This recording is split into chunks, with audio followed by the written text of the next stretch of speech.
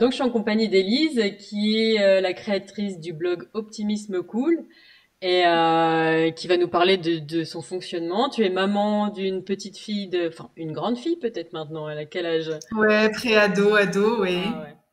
Et qui est une enfant atypique, mais tu vas nous expliquer en quoi elle est atypique et à qui Ouais. s'adresse ton blog? Oui, merci pour cette belle introduction, Magdalena.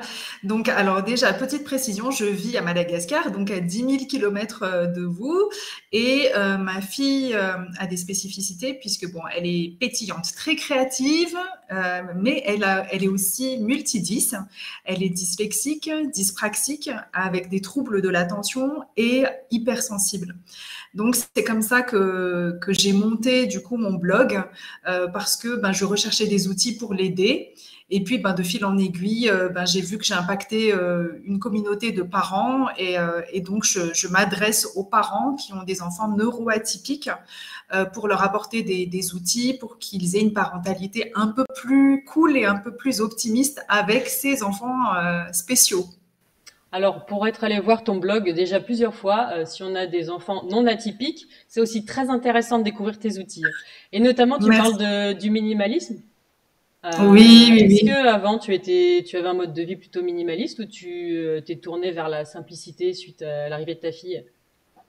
Alors déjà, en fait, le fait qu'on habite à Madagascar, de surcroît, je dirais que quelque part, il y a une philosophie qui amène à l'essentialisme et au minimalisme, parce qu'on est dans un pays en voie de développement et on utilise beaucoup le système D, c'est-à-dire le recyclage, l'utilisation des matières naturelles.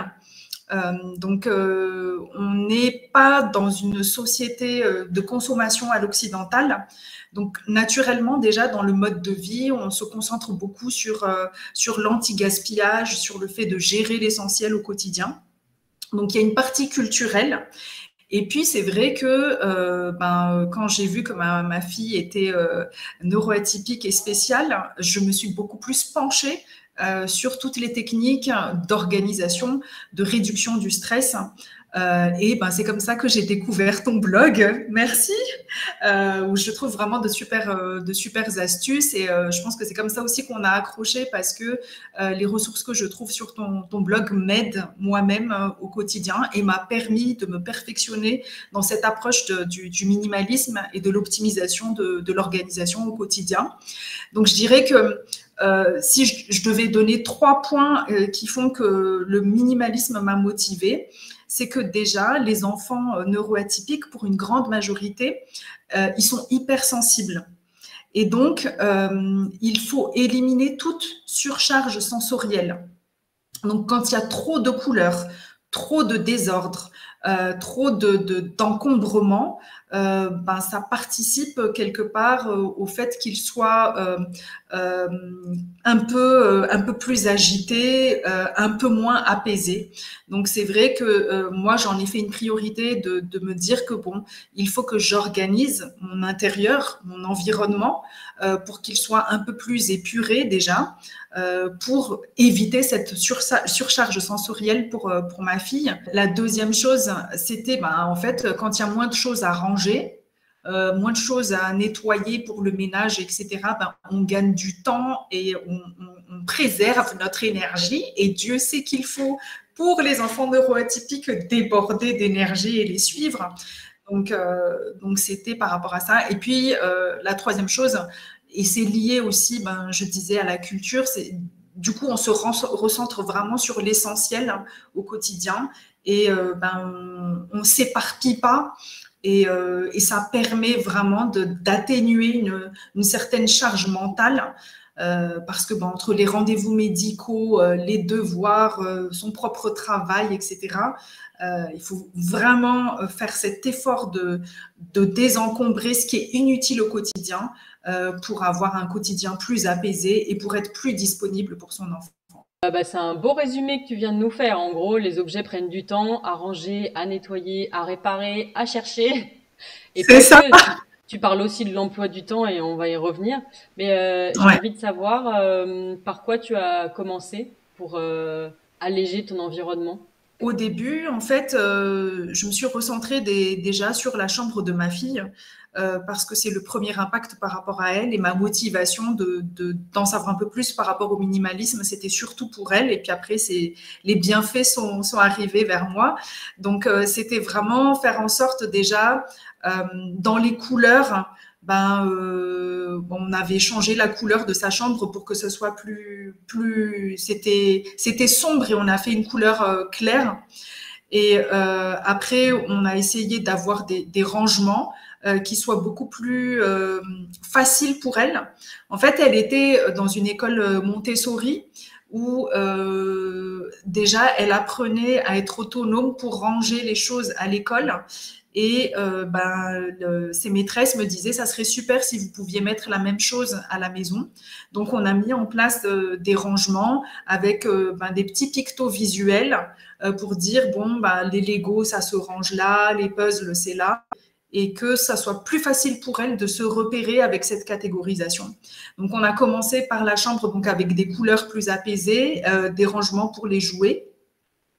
Et après, du coup, moi, de fil en aiguille, j'ai commencé par ranger le cellier aussi de la cuisine, et puis essayer de mettre en place quelque chose. Finalement, ça a fait un peu tache d'huile à la maison. À partir de Ouais. quel âge tu t'es rendu compte qu'elle avait besoin d'avoir un environnement plus simple? Je pense que c'était vers les 3 ans. Vers les 3 ans. Et puis, en fait, déjà, quand on autonomise les enfants à ranger, au départ, je comprenais pas qu'il fallait des techniques différentes pour les enfants. Et surtout, ce que j'avais pas pris conscience, c'est que moi, je disais à ma fille, quand elle avait 5 6 ans, range ta chambre.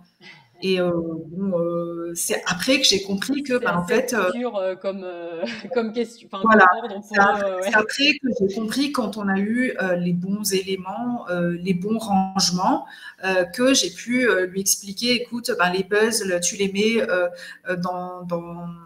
dans la panière pour les puzzles, les habits, tu les ramasses, tu les mets dans la panière à linge.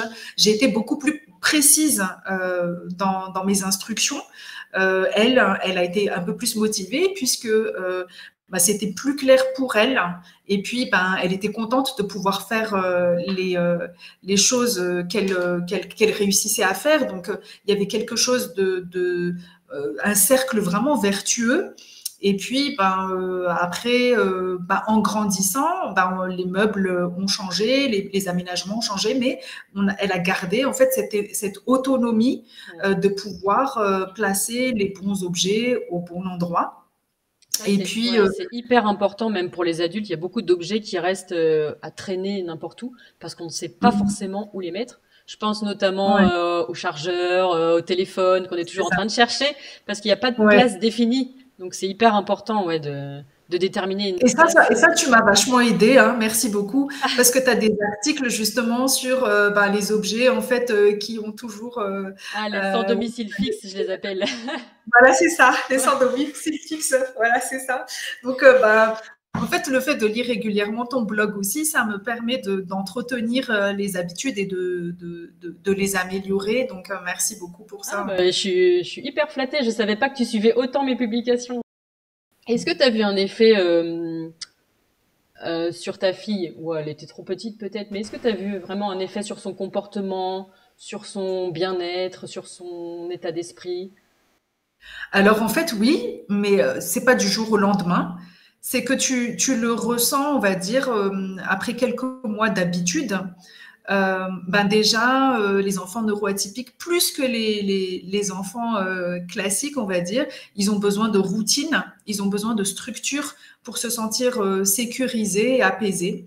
Et elle, le fait donc du coup d'avoir son système de rangement, son espace qui est structuré, ça l'aide pour se concentrer en fait. Et ça se ressent vraiment sur le long terme qu'il y a une réduction du stress quotidien. Ouais.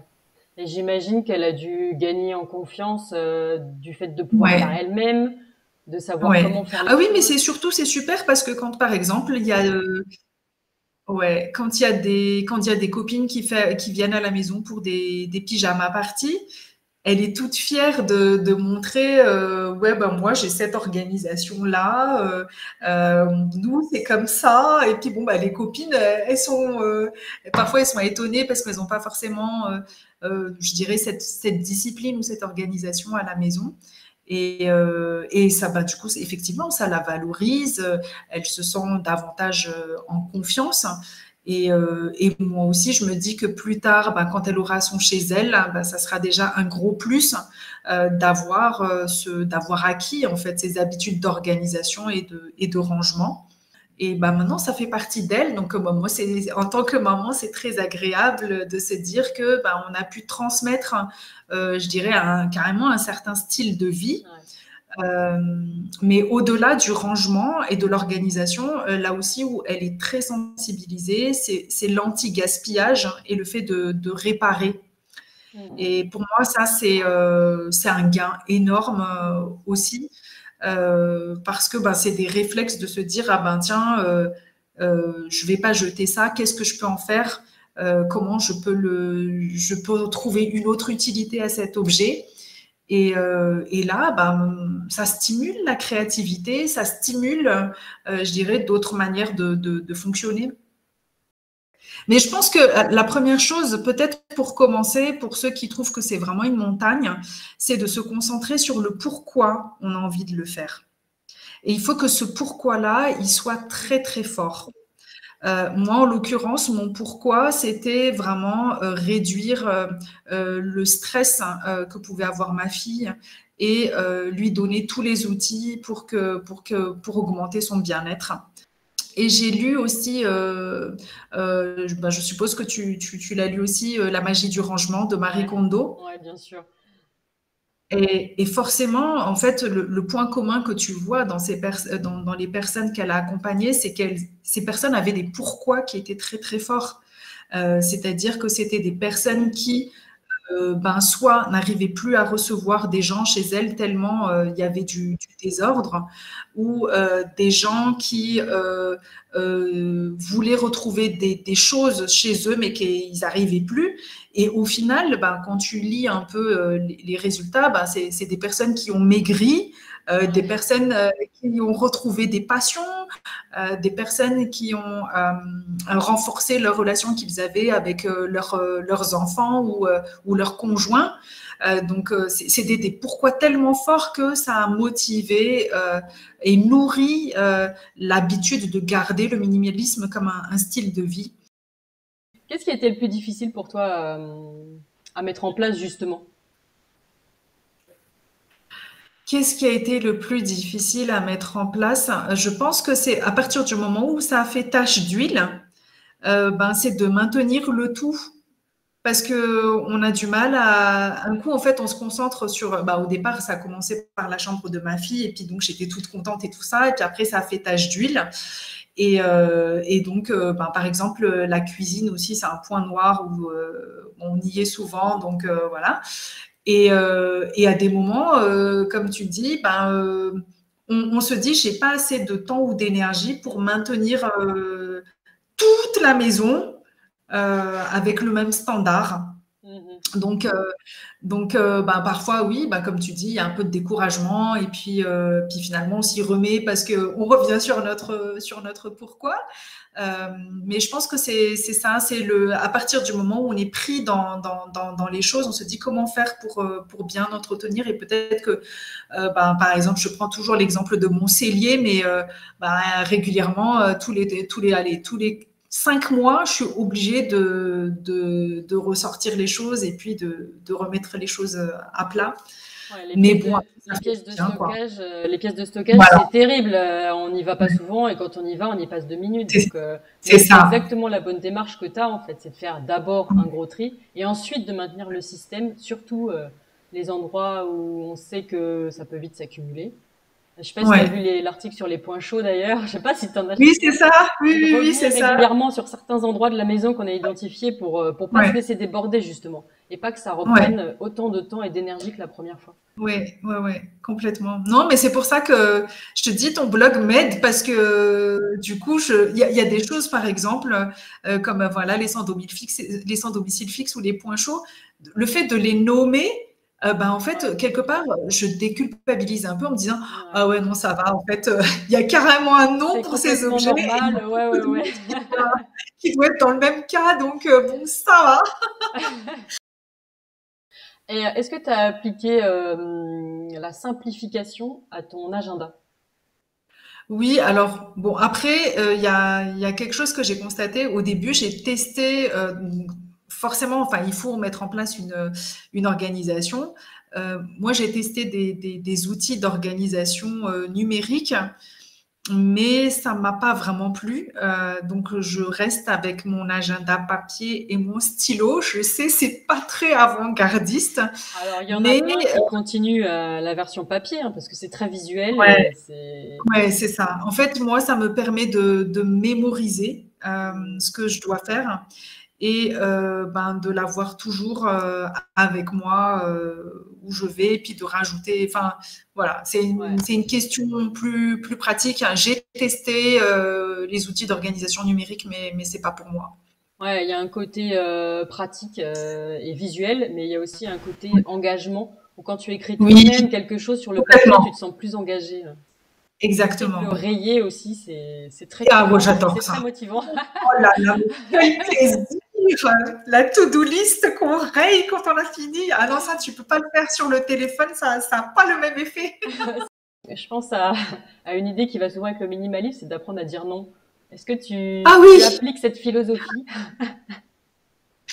Alors, j'ai eu un gros problème avec ça et j'ai appris en fait me dire, OK, qu'est-ce qui est le plus important dans cette semaine qu'il faut que j'assure et qu'est-ce que je dois faire pour être bien pour assurer ça?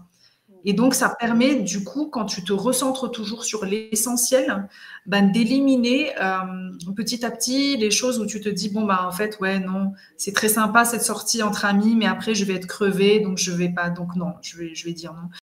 Là où je veux en venir, c'est que, en tout cas, pour ma pratique du minimalisme, ça a été aussi de se dire, il y a un apprentissage dans le lâcher prise. Ok, c'est bien de vouloir les choses épurées. Ok, l'objectif c'est d'atteindre un certain bien-être, mais il ne faut pas que ce soit au prix d'un stress supplémentaire ou d'une charge supplémentaire parce qu'on est dans une quête de perfectionnisme. C'est pas ça en fait.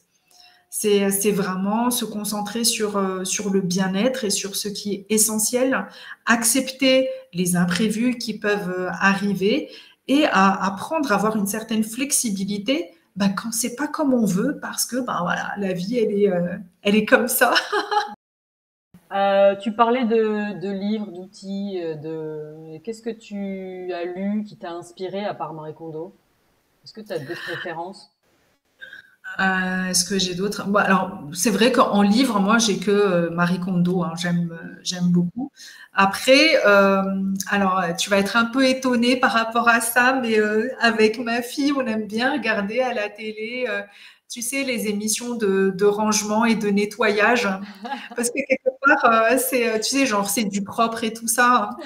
Parce que quelque part, je lui dis, bah attention, si on commence à lâcher sur les habitudes, etc., on peut arriver à ça.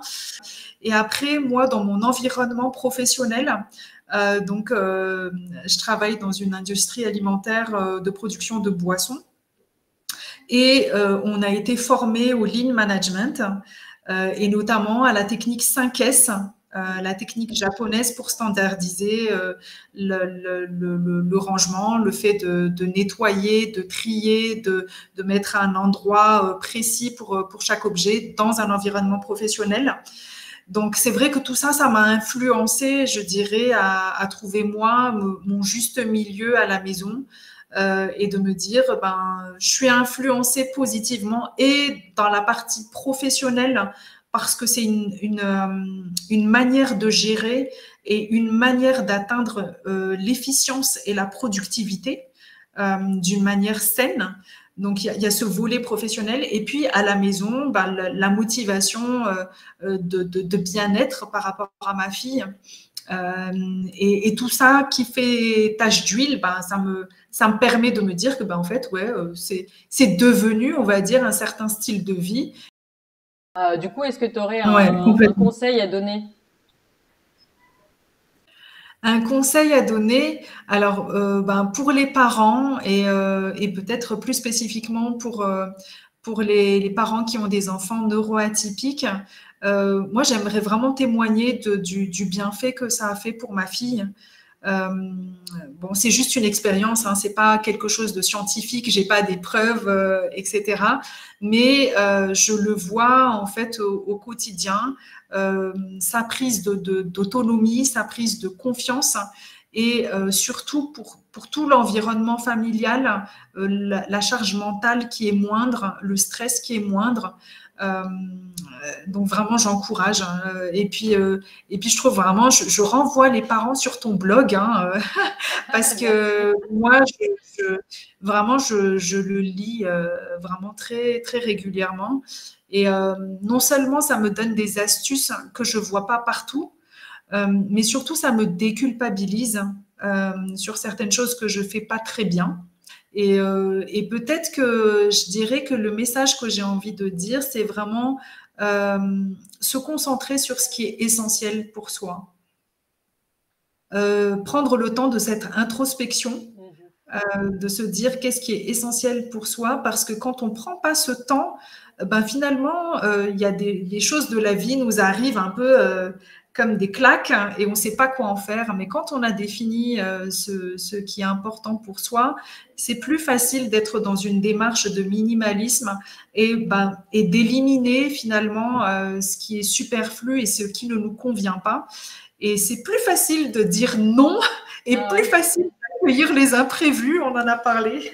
Mais c'est super intéressant que tu aies vécu dans les deux pays, parce que du coup, je me demande, est-ce que tu as vu des différences flagrantes par rapport à la société de consommation, par rapport aux habitudes de Ah vie? ouais, clairement.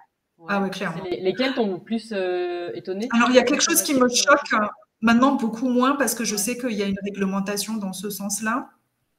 Mais je crois que ce qui me choquait le plus en France, c'est le fait de jeter, Mm. que ce soit de la nourriture ou que ce soit des meubles ou que ce soit, voilà quoi, trouver des choses qui fonctionnent encore très bien sur le palier de chez soi pour partir à la déchetterie ou jeter de la nourriture dans les chaînes de restaurants qu'on met dans les sacs poubelles et on met de la javel dessus pour pas que ça soit mangé par quelqu'un. Ça pour moi, c'est quelque chose encore qui me choque énormément.